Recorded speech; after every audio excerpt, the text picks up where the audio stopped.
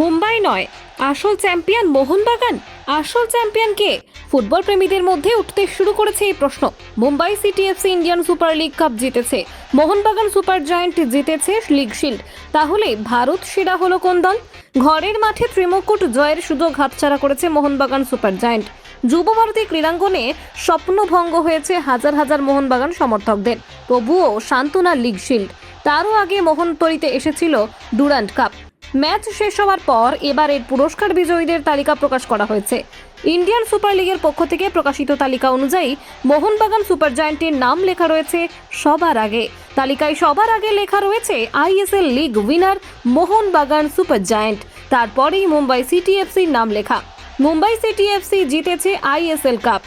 Indian super লিগের সঙ্গে shield যুক্ত হওয়ার পর থেকেই এই প্রশ্ন ছিল, কোনটা সেরা ট্রফি, আইএসএল কাপ নাকি লিগ শিল্ড?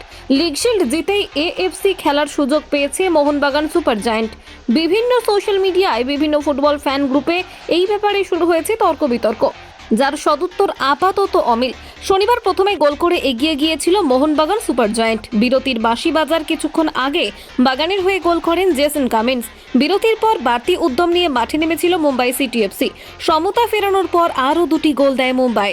শেষ পর্যন্ত 1-3 গোলে হেরে আইএসএল কাপ হাতছাড়া করেছে Mohun Bagan Super giant. Kolkata 24/7.in।